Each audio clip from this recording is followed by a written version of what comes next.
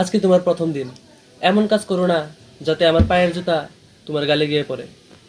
Sir, আপনি এমন কাজ করবেন না যাতে আমার বাসায় আপনার প্রথম দিনই শেষ দিন হয়ে যায়। তোমার বাবা আমাকে জোর করে যেভাবে এখানে নিয়ে আসলো, দেখে তো মনে হচ্ছে তুমি পড়ালেখার পটাও জানো না। পড়ালেখা যদি নাই জানতাম তাহলে ক্লাস 8 পর্যন্ত মনে হয় আপনি আমার সকল পরীক্ষার খাতায় লিখে দিয়েছেন, তাই না? তোমার বাবা বললো তুমি নাকি তোমার মাথার গোবর দিয়ে ভালো কবিতা লিখতে পারো। কবি হব স্যার, যদি ভালোভাবে পড়িয়ে পাশ করান, না হলে দেশে বিদেশে কবিতা লেখা শুরু করে দিব। এক স্যারের অত্যাচারে এক ছাত্রের দুঃখ কাহিনী। আমিও কবি হতে পারতাম যদি তোমার মতো কিছু গোবর ছাত্রকে না পড়াতাম।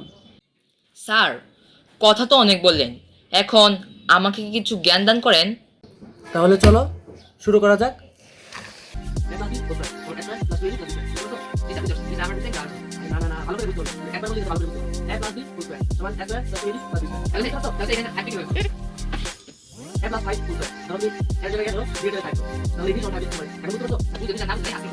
স্যার, আপনি কি পড়াচ্ছেন?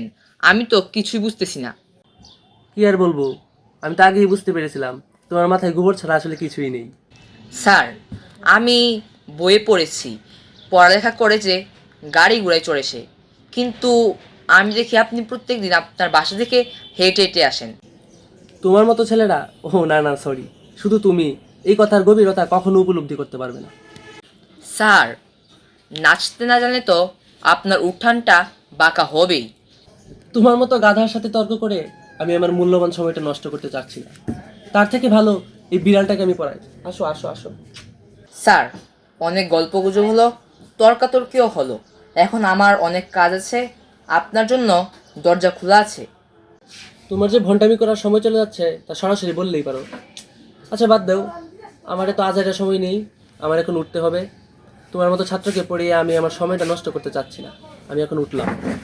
আর হ্যাঁ, স্যারকে কিছু আপ্যায়ন করতে শিখো, বুঝতে পারছো?